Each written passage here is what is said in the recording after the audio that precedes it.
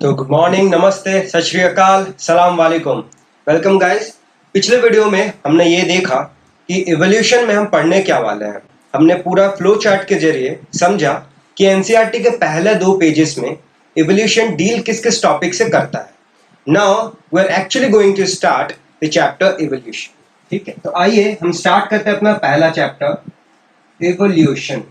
Evolution होता क्या है, इस वर्ड का मीनिंग क्या है, What does evolution mean? तो देखिए जी, इस वर्ड का मीनिंग होता है टू अनफोल्ड या रिवील। आप अनफोल्ड करो या आप रिवील करो।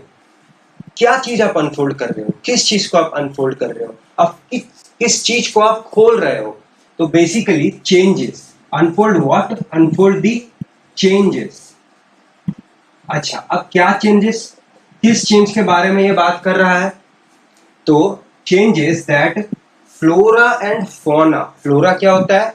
लोकल एरिया में जितने भी प्लांट रिलेटेड चीज होते हैं उन्हें हम फ्लोरा कैटेगरी में डालते हैं, और फौना जितने भी एनिमल रिलेटेड होते हैं। ठीक है, तो फ्लोरा एंड फौना। ठीक है, चेंजेस अनफोल्ड करेंगे हम उन चेंजेस को जो flora and fauna they underwent या अंडरगॉन। ये जो भी चेंजेस के थ्रू जाते हैं। अच्छा, डॉग। ठीक है, you saw a dog today in your locality. अब नेक्स्ट दिन देखे कल, तो क्या उसका एवोल्यूशन हो गया होगा आज से कल में? ना जी ना, ऐसा तो नहीं होता एवोल्यूशन में। विथ टाइम, लेकिन विथ टाइम कितना? Over millions of years. ठीक है, तो इवोल्यूशन क्या है? इवोल्यूशन इज अनफोल्ड या रिवील। एक रिवील करना, क्या चीज को? चेंज को रिवील करना। क्या चेंज? फ्लोरा या fauna that flora and fauna have undergone. वो लोग गए हैं ओवर मिलियंस ऑफ ईयर्स। ठीक है, तो ये इंपॉर्टेंट चीज है। ये 4 की पॉइंट है जब आप इवोल्यूशन की डेफिनेशन लिखें। ठीक है, जब आप इवोल्यूशन की डेफिनेशन लिख रहे हैं ना, तो ये 4 वो कीवर्ड्स हैं। Unfold, change, flora and fauna undergone over million of year, जो कि आपको 1 पॉइंट गिव करेंगे। आप जब भी एनसीईआरटी का डेफिनेशन देखोगे, ये एनसीईआरटी में आपको मिलेगा। ठीक है, अच्छा चलिए हम अपना सबसे पहला टॉपिक स्टार्ट करेंगे। जैसे कि हमने बात किया था प्रीवियस वीडियो में, जो कि सबसे पहला टॉपिक क्या डील करता है? Big bang theory. तो क्या हो जाएगा उसका हेडिंग? Origin of universe. ठीक है, तो क्या है? ऑरिजिन ऑफ यूनिवर्स कि एक यूनिवर्स ऑरिजिन कैसे हुआ। बिग बैंग थ्योरी हम सभी को पता है। अच्छा, यूनिवर्स होता क्या है? सर, इसमें स्टार्स आते हैं, इसमें गैलेक्सीज आते हैं। तो यूनिवर्स इज मिक्सचर, या आप बोल सकते हो क्लस्टर ऑफ गैलेक्सीज। क्या है universe? Universe is cluster of galaxies. ठीक है, universe is a cluster of galaxies. उनमें स्टार भी आते हैं। अच्छा, ये गैलेक्सी क्या होता है? ये गैलेक्सी क्या होता है? तो गैलेक्सी में आपको सोलर सिस्टम मिलेंगे। क्या मिलेंगे? सोलर सिस्टम मिलेंगे। उसके अलावा गैलेक्सी में आपको स्टार्स मिलेंगे। उसके अलावा गैलेक्सी में आपको एटम्स मिलेंगे, फ्री एटम्स मिलेंगे। ठीक है, और 2 टाइप का सोलर सिस्टम होंगे। एक में सन नहीं होगा, दूसरे में सन होगा। ठीक है, किसी किसी में सन नहीं होंगे, किसी किसी में सन होंगे।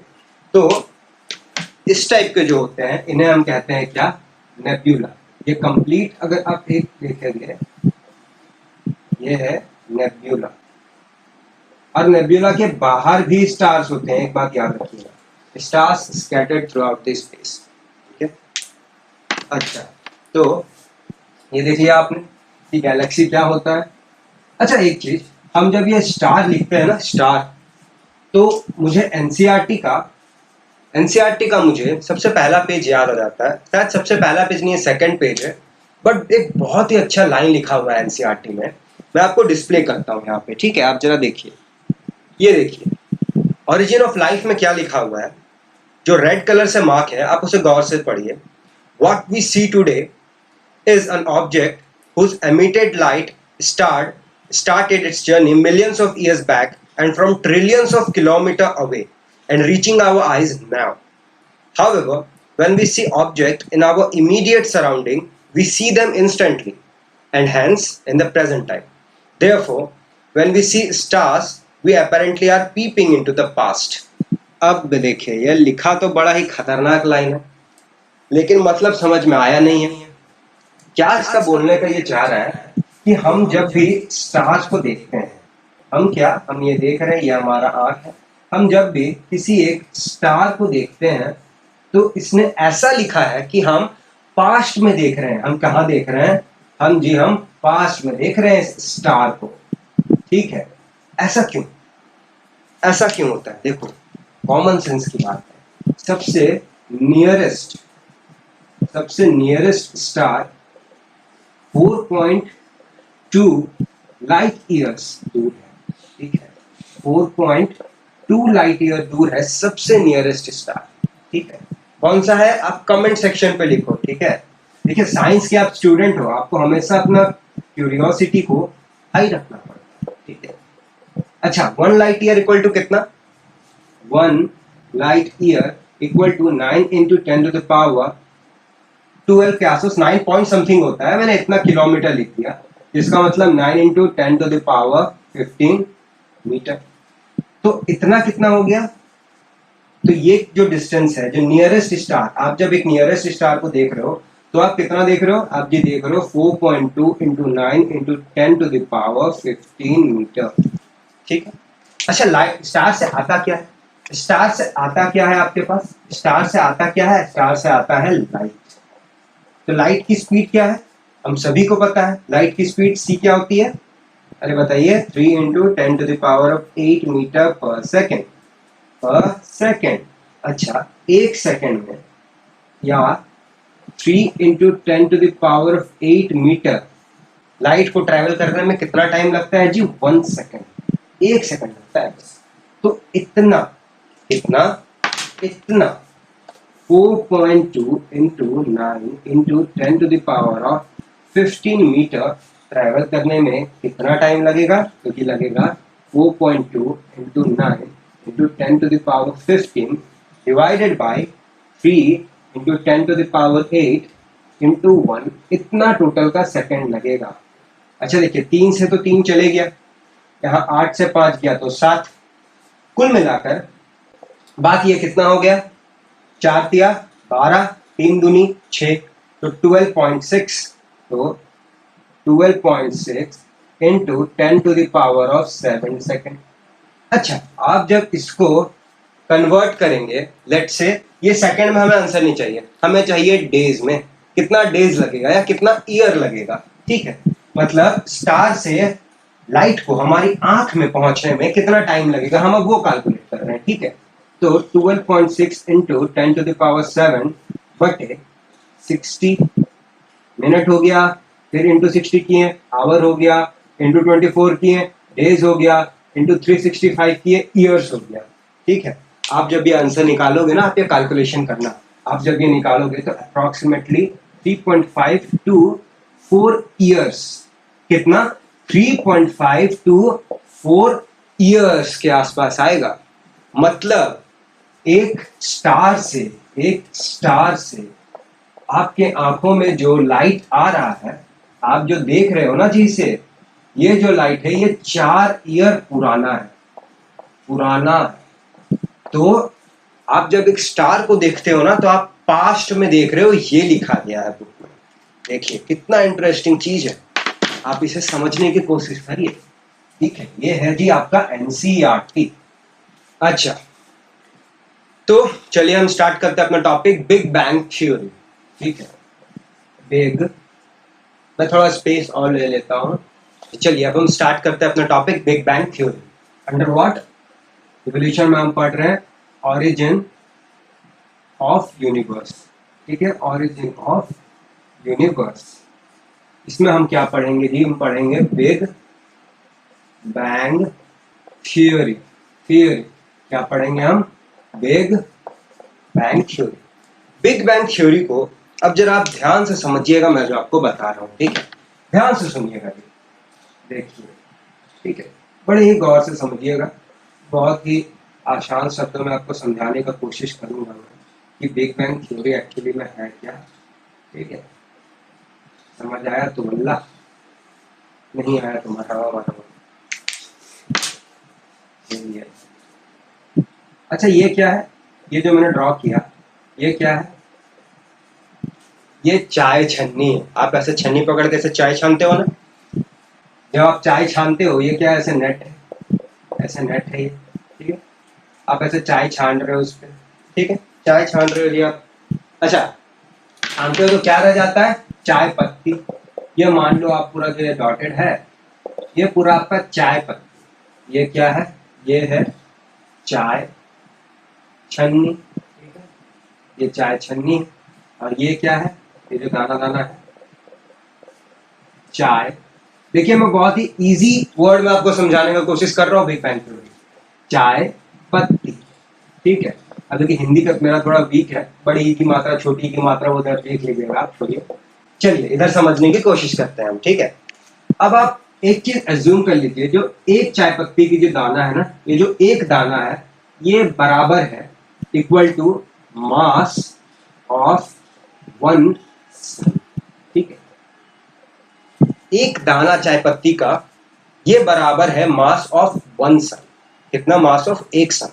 अब आप देखिए, इसके अंदर में कितने सारे सन्स एकदम ऐसे ऑक्यूपाइड। अब जब भाई वेट पड़ेगा, ठीक है, जब आपका अब इसमें जो वेट पड़ रहा है, तो क्या होगा? ये धीरे धीरे ऐसे एक्सपैंड होगा, ठीक है? ऐसे हुआ, ऐसे हुआ, धीरे धीरे आके ये एकदम यहाँ पर एक ऐसे पॉइंट मास बन गया। अब इस पॉइंट मास पे कितना वेट है? इसका वेट इसमें, इस वाले का वेट भी उस पर पड़ रहा है, इस वाले का वेट। तो हर एक दाना का वेट, हर एक चाय पत्ती के एक दाना, यानी कि हर एक सन का मास का जो वेट है, that was concentrated at this point, ठीक है? it was completely concentrated on this point. अब आप इतना फिगर भूल जाओ। so this equals to mass of millions of suns का मास is concentrated particularly on this point. तो होगा क्या? अच्छा, अब होगा क्या? जब इतना मास आ रहा है, इतना आ रहा है, तो ये फट जाएगा। फटेगा कि नहीं फटेगा? नाउ क्या होगा? एक्सप्लोजन। यहाँ क्या होगा? फट जाएगा, फट गया पूरा, एक्सप्लोजन हो गया। क्या हो गया? एक्सप्लोजन हो गया। ऐसे पूरा ऐसे सब छितर बितर हो गया, ठीक है? एक्सप्लोजन हो गया, फट गया। जस्ट लाइक एक बॉम्ब ऐसे एक्सप्लोजन होता है ना, फट जाता है, एग्जैक्टली वैसे एक्सप्लोड हो गया। This explosion it awkward 20 billion years ago. ये क्वेश्चन आ सकता है आपका, याद रखेंगे एक्सप्लोजन कब हुआ था। What was this? This was explosion, ठीक है? ये एक एक्सप्लोजन हुआ था 20 बिलियन ईयर्स अगो, एक्सप्लोजन हुआ था। अच्छा, जब भी एक बॉम्ब फटता है तो होता क्या? कॉमन सेंस की बात है। जब भी एक बॉम्ब फटता है, तुरंत भैया ऐसे एक साउंड निकलेगा, ऐसे ऊपर जाएगा और ऐसे क्लाउड्स बनेंगे। अब देखना, बादल टाइप का वो स्मोक होता है, एक क्लाउड टाइप का वो एक स्ट्रक्चर दिखता है कि नहीं दिखता है? यहां भी एग्जैक्टली वैसे ही हुआ था। ये जैसे हुआ, कुछ दूर गया और फिर ऐसे ऐसे क्लाउड्स बनना स्टार्ट कर दिया। क्या बनना स्टार्ट कर दिया जी? क्लाउड्स, ठीक है? ये क्या बन गया? ये बन गया क्लाउड्स। क्या बना? Clouds of gases. और इसमें क्या थे? इसमें थे नेब्यूला। नेब्यूला में क्या थे? नेब्यूला में दो टाइप के थे। एक थे ऐसे सोलर सिस्टम जिनमें सन थे, और दूसरे थे ऐसे सोलर सिस्टम जिनमें सन नहीं थे, ठीक है? अच्छा, ये क्लाउड जो फॉर्म हुआ, ये 20 बिलियन ईयर्स से ये क्लाउड फॉर्मेशन होने के लिए, ये हुआ cloud formation 4.5 billion year ago. तो इसको टोटल टाइम लगा था 15.5 बिलियन ईयर्स। तो आप सोचो, एक्सप्लोजन के बाद इतना टाइम क्यों लगा? इसके अंदर में क्या है, गैलेक्सीज है, ये गैलेक्सीज हो गए आपके, और क्या हो गए जी, एटम्स हो गए, फ्री एटम्स हो गए, और क्या हो गए, स्टार्स हो गए, गैलेक्सीज के अंदर में सोलर सिस्टम हो गए, ठीक है। तो इतना सब फॉर्म होने में इतना टाइम क्यों लगा, because there was a process called cooling down, ठीक है। ये क्या हो रहे थे, cool down, environment was too hot, वो एक्सप्लोजन इतना ज्यादा गर्म था कि ये सब कुछ फॉर्म नहीं हो पाता, ठीक है। अच्छा एक चीज याद रखेंगे, फ्री एटम्स, अगर आपको क्वेश्चन पूछा जाए कि कब फॉर्म हुआ था, कैसे फॉर्म हुआ था, तो it was a result of big bang. Free atoms was also a result of big bang and it was formed 4.5 billion years ago, याद रखेंगे, ठीक है। ओके, तो क्या हुआ, फट गया, एक्सप्लोजन हुआ, क्लाउड फॉर्म हुआ, क्लाउड के अंदर है गैलेक्सीज, गैलेक्सीज, क्लाउड के अंदर है स्टार्स, क्लाउड के अंदर नेब्यूला, नेब्यूला क्या, दो टाइप, जिसमें सोलर सिस्टम में सन हो, जिसमें नहीं हो। सोलर सिस्टम में क्या, प्लैनेट्स, सोलर सिस्टम में क्या, प्लैनेट्स प्लस स्टार्स, ठीक है। स्टार हर जगह मिलेगा, ठीक है। प्लैनेट्स में क्या है, अपना छोटा सा अर्थ फॉर्म हो गया। तो अर्थ कब फॉर्म हुआ, 4.5 बिलियन ईयर्स अगो। एटम कब फॉर्म हुआ, 4.5 बिलियन ईयर्स अगो, ठीक है।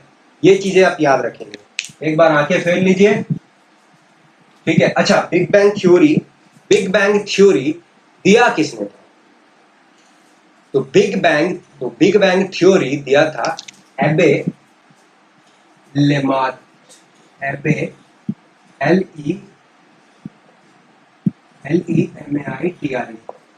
एबे लेमार्क। जरा इससे नजरें फेरिए, देखिए मैं आपको प्रिसाइज वे में समझाने का कोशिश किया हूँ big bang theory. I hope आपको ये समझ में आया हो, और आप अब नोट्स लिख लीजिए। मैं आपको अपना रिटर्न नोट्स यहाँ पर अभी फ्लैश करूंगा ऑन स्क्रीन, आपको भी नोट्स यहाँ पर विजिबल होगा। आपको क्या करना है, आपको वो लिख लेना है। अलॉन्ग विद दैट अपने एनसीईआरटी ओपन कीजिए, मैं आपको एनसीईआरटी अंडरलाइन करवाऊंगा, ठीक है। जैसा कि मैंने कहा था, हर एक क्लास के एंड में मैं आपको नोट्स प्रोवाइड करूंगा और एनसीईआरटी अंडरलाइन करवाऊंगा। Now let's start.